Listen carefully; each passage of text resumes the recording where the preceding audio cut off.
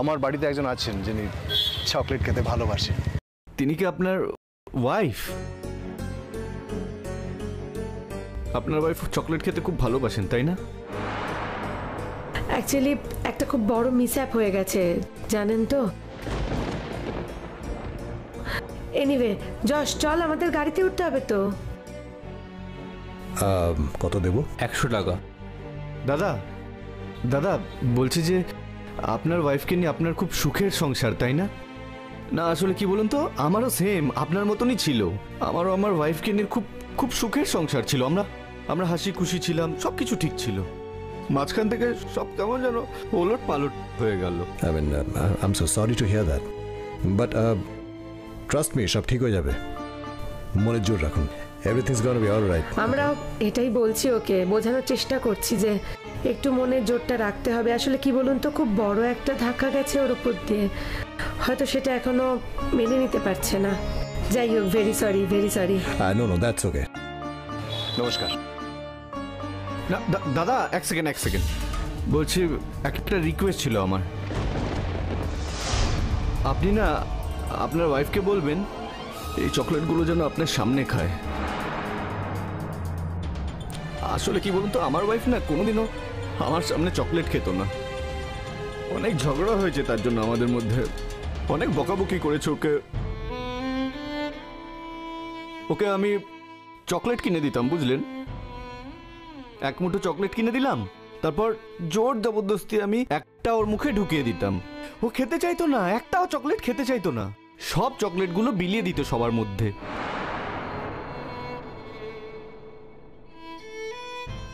এরকমই ছিল আমার ওয়াইফ। যশ, আমাদের যেতে হবে, চল এগোই আমরা। হ্যাঁ চল। ওনার ওয়াইফ মারা গেছে।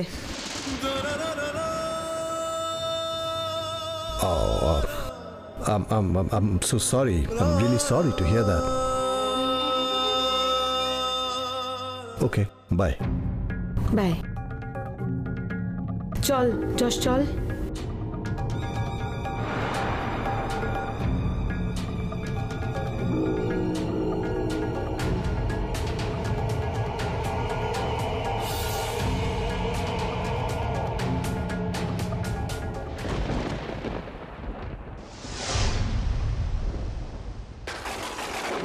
মাই গুডনেস, ওটা কে? ওটা তো শাবনাম। ও তাহলে যশ যদি একবার পেছন ফিরে তাকায়, সর্বনাশ হয়ে যাবে।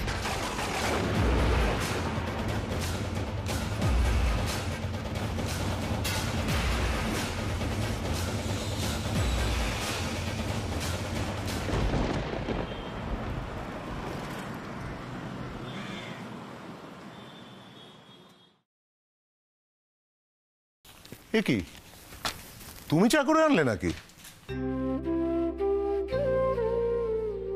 আরে তুমি ওকে দিয়ে চা করাচ্ছ? আরে ওর এখন বিশ্রামের দরকার। আচ্ছা, এটা বাবু শুনলে কিরকম রেগে যাবে বুঝতে পারছো? আঙ্কেল বলছে আন্টি না আমাকে বারণ করেছিল। আন্টি না করেছিল, আমি আন্টির কথা শুনিনি। এখন তো আমি ভালোই আছি, অনেক এনার্জিও পাচ্ছি। সারাদিন আসলে কিছু করার থাকে না তো, তাই এইটুকু করলাম। আর চেক আপে যখন গিয়েছিলাম, ডাক্তার কিন্তু বলেছে যে আমার শরীর এখন ভালোই আছে। শুধু শুধু কিছু মনে পড়ছে না, তাই তো? পড়বে মা, সব মনে পড়ে যাবে। জোর করে মনে করার চেষ্টা করো না, তোর শরীর খারাপ হবে। না না, এটা তুমি ভেবো না যে আমি চাইছি না যে তোমার কিছু মনে পড়ুক। আসলে কি জানো মা, তোমার সাথে মনে হচ্ছে কোথায় যেন একটা আত্মীয়তা হয়েছে। মানে আমরা সম্পর্কটাকে আরো একটু পাকা করতে চাই তোমার সঙ্গে। তুমি আমাদের কথায় রাগ করছো না তো মা? আপনারা তো রাগ করার মতন কিছু বলেনি নি, রাগ করবো কেন? না না, তুমি বোধহয় ঠিক বুঝতে পারছো না আমরা তোমাকে কি বলছি। দেখুন, আপনাদের সাথে আমার আত্মীয়তা হয়েই গেছে। আমার যদি কিছু মনে পড়ে যায় আর যদি দেখা যায় যে আমি কোনো দূর শহরের মেয়ে, আমি আসবো, মাঝে মাঝে আপনাদের সাথে দেখা করে যাব। আমরা ঠিক বলতে চাইছি মানে আমার বাবু চলে যাবে কদিন পরে, তুমি জানো তো? হ্যাঁ, উনি বলছিলেন আর বোধহয় 12-13 দিন আছেন। আমার ছেলে তো এতদিন বিয়ের কথা শুনেই না না না না করে উঠেছে। এই প্রথম দেখতে পাচ্ছি ও বলছে ঠিক আছে, ভালো মেয়ে পেলে অবশ্যই বিয়ে করব। বোঝো কাণ্ড। হ্যাঁ, মেয়ে পেয়েছেন নাকি?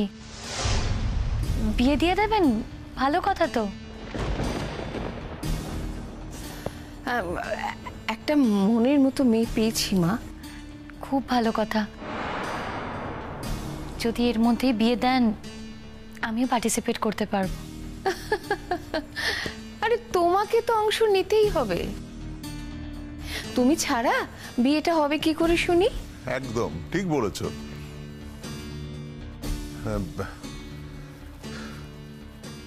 তোমাকে তোমাকে না একটা কথা বলতে চাই, কিন্তু তুমি কি ভাববে মনে করে সেটা ঠিক বলে উঠতে পারছি না। আঙ্কেল, আঙ্কেল এত কিন্তু কিন্তু কেন করছেন? আপনারা আমার শুভাকাঙ্ক্ষী, আপনারা আমায় কিছু বলবেন সেটা নিয়ে এত ভাবছেন। বলুন না কি বলবেন। আপনারা তো আমাকে নতুন জীবন দিয়েছেন। আর সেই জীবনে আমাদের কোনো অধিকার নেই বলো? 100 বার অধিকার আছে। আপনাদের অধিকার নেই তো আর কার অধিকার আছে? তাহলে অভয় দিচ্ছ? বলতে পারি? বলুন না, কি বলবেন মন খুলে বলুন।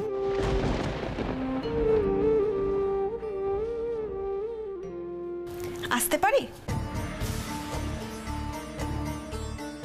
ও মা, এই দেখো বৌদিরা এসেছে। আসুন আসুন আসুন।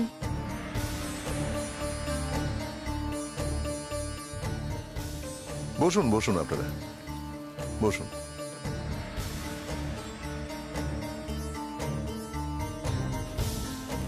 আপনাদের নতুন অতিথির সাথে আলাপ করতে এলাম। দীপকে তো দেখছি মেয়েটাকে নিয়ে গাড়িতে করে এদিক ওদিক যাচ্ছে, তোমরা তো কিছু বলনি। আমরা তো এতদিন কিছু বলিনি, তাই ভাবলাম এখন যখন পাড়ার মধ্যে এসেই পড়েছে তখন প্রতিবেশী বলে কথা, তো যাই একবার দেখেই আসি। আমি আপনাদের জন্য একটু চা করে নিয়ে আসছি। বাহ, তুমি তো বেশ লক্ষ্মীমন্ত মেয়ে। আমরা আসতে না আসতেই বলছো চা খাবে। না না, আসলে আমরা সবাই চা খাচ্ছিলাম তো তাই। আমি বরঞ্চ আপনাদের জন্য চা করে নিয়ে আসছি।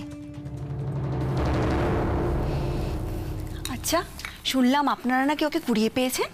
হ্যাঁ, কুড়িয়ে পেয়েছি।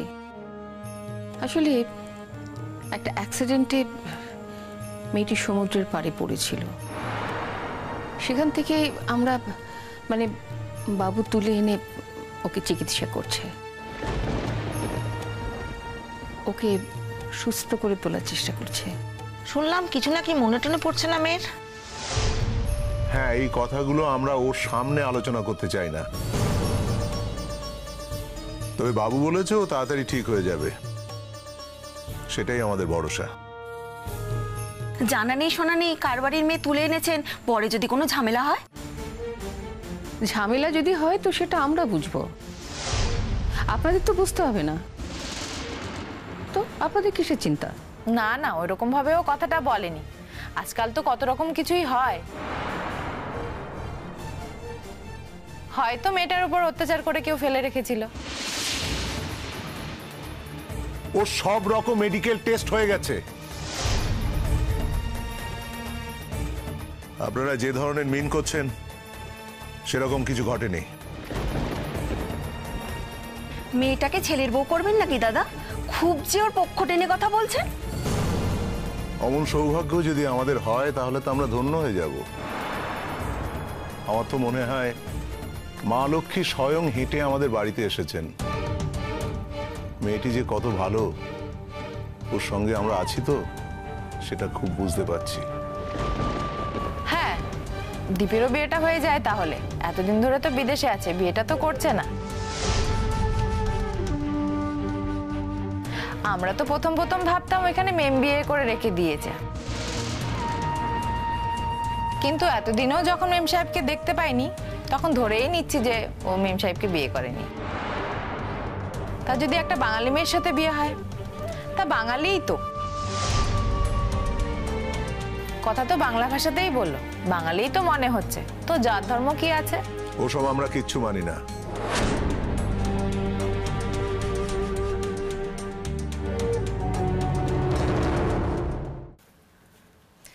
এসো মা, এসো, তোমার সাথে আমরা একটু আলাপ করি।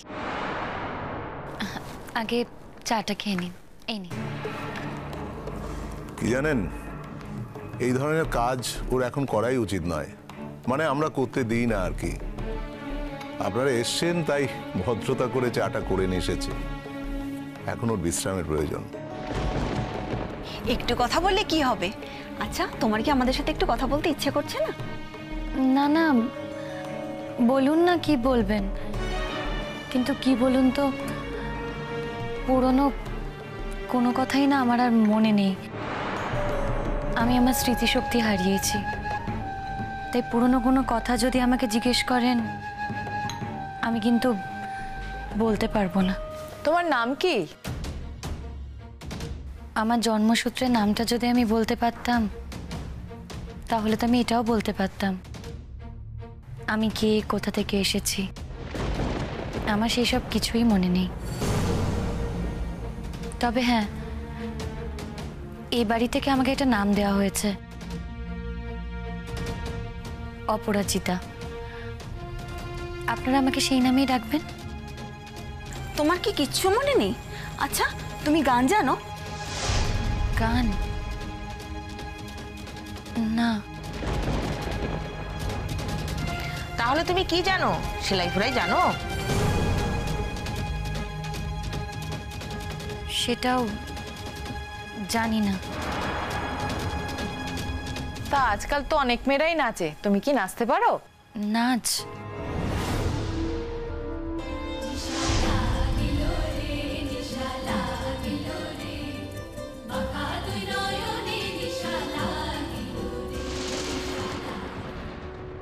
কি হলো অপরাজিতা? জানি না। যদি নাচ জেনেও থাকে, ধেই ধেই করে তো আপনাদের সামনে এখন নাচবে না। ওকে এমন কিছু প্রশ্ন করবেন না যাতে ওর ব্রেনের ওপর চাপ পড়ে, এটুকু তো আপনারা অন্তত বুঝবেন। আমরা সব সময় ওকে নিয়ে সাবধানে থাকি, এটা ট্রিটমেন্টেরই একটা অঙ্গ। যাও মা অপরাজিতা, তুমি বিশ্রাম নাও, যাও। শুধু একটা কথা জিজ্ঞাসা করার ছিল, তোমার মনে পড়ে কি তোমার আগে কোনো বিয়ে হয়েছিল কিনা?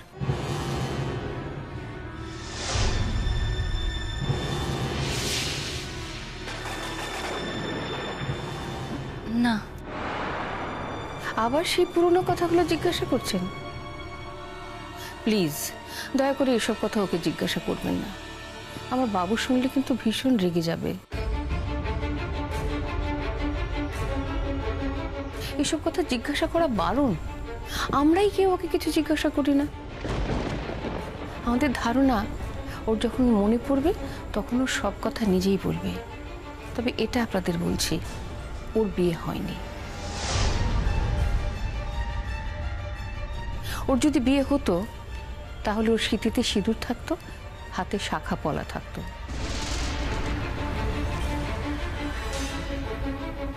সেসব কোনো কিছুই ছিল না।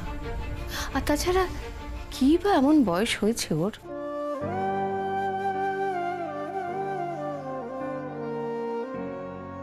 মেয়েটা কেমন আনমনা হয়ে চলে গেল।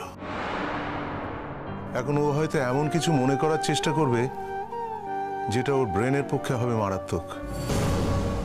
আর কি জানেন, এই জন্যই আমরা গেস্ট অ্যালাউ করি না। আপনারা নেহাত পাড়ার লোক, তাই না করতে পারিনি। যাকগে, বাবু কদিন আছে? এই তো হয়ে এলো, আর মাত্র 12-13 দিন। তাহলে তো যা করার এর মধ্যেই করতে হবে। যা করবার মানে? না, যদি বিয়ে দিতে হয় তো এর মধ্যেই দিতে হবে। মেয়েটির যদি সব মনে পড়ে যায়, দেখা যায় তোমাদের সাথে মিলছে না, তখন পরে কি হবে ভেবে ভেবে বর্তমানকে নষ্ট করতে যাব কেন? এমন একটা ভালো মেয়ে, আর কি বা হতে পারে? বাংলায় কথা বলে যখন, তখন নিশ্চয়ই বাঙালি মেয়ে, আমাদেরই কোনো ঘরের মেয়ে হবে। আর আমি তো বললাম, আমরা ওসব কাস্ট ফাস্ট কিচ্ছু মানি না। আর বিয়েটা যখন হয়নি তখন জটিলতার কোনো প্রশ্নই নেই।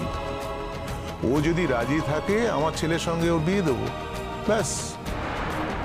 তা বলে মেয়ের বাড়ির লোক জানলো না, শুনলো না? কিছু কিছু ব্যাপারে আমাদেরও একটু ভাবার স্বাধীনতা দিন। দেখুন, আমরা এমন কিছু করব না যাতে মেয়েটির কোনো অকল্যাণ হয়। আর আমার ছেলে বাবুকে জামাই হিসেবে পেলে কোনো বাড়ির নিশ্চয়ই আপত্তি থাকার কোনো কারণ নেই। আপনারা তাহলে মেয়ের মা বাবাকে না জানিয়েই মেয়ের বিয়ে দিয়ে দেবেন? শুনুন, আমার ছেলে তো ফেলনা নয়।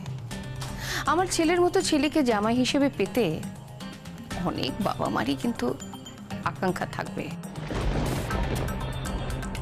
আমার ছেলের পরিচয়টা যদি পায়, তবে আমি শিওর যে ওর বাবা মারও কিন্তু ইচ্ছে হবে আমার ছেলের সাথে ওকে বিয়ে দিতে। আর বিয়ে যদি ঠিক হয়, আপনারা এত চিন্তা করছেন কেন? আপনারাও নিমন্ত্রিত থাকবেন, সবাই মিলে আনন্দ করব, ঠিক আছে? বিয়েটা হচ্ছে কি? হলে তো আপনারা নিশ্চয়ই সব জানতে পারবেন। দেখুন, এখন আমার একটু কাজ আছে, উঠতে হবে, আমি উঠছি। হ্যাঁ, আমার একটু রান্নার কাজ বাকি আছে, বাবু এক্ষুনি এসে যাবে। না না, আমরাও এগোলাম, চা তো খাওয়া হলো, তো দীপের বিয়েতে আমরা আসছি তো। আশীর্বাদ করুন যাতে দীপুর বিয়ের খাওয়াটা খুব তাড়াতাড়ি খেতে পারেন। হ্যাঁ, আসুন আপনারা এবার।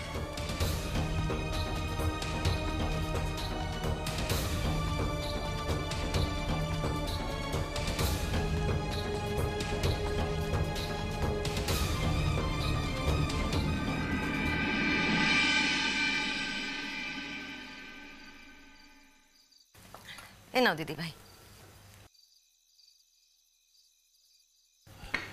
আন্টি, তুমি যশের স্টুটা একটু দিয়ে দেবে? তাহলে ওকে খাইয়ে দিই, নিজে থেকে তো কিচ্ছু খাচ্ছে না জোর না করলে। হ্যাঁ হ্যাঁ হ্যাঁ। তোমার তো অনেক রাত হয়ে গেল রোহিণী। হ্যাঁ, যশ খেয়ে নিক, তারপর না হয় আমি। তুমি থেকেই যাও না, একেবারে থেকে যাও রাতে। যশকে তো কেউ সামলাতেই পারছে না তুমি ছাড়া। সে কি দিদিভাই, ওর মা তো অসুস্থ, ও থাকবে কি করে? আমি মায়ের জন্য একজন ট্রেন্ড নার্স রেখেছি।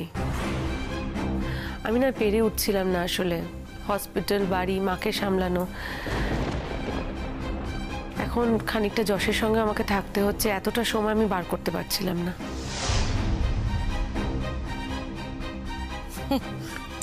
তাই মাকে নার্সের ওপর রেখে তুমি এই বাড়িতে থাকতে চলে এসেছো, তাই তো? না, থাকতে চলে আসিনি আন্টি, থাকতে একেবারেই আসিনি। আমি সারাটা দিন যশের সঙ্গে ছিলাম, ওকে নিয়ে হসপিটালে গেলাম।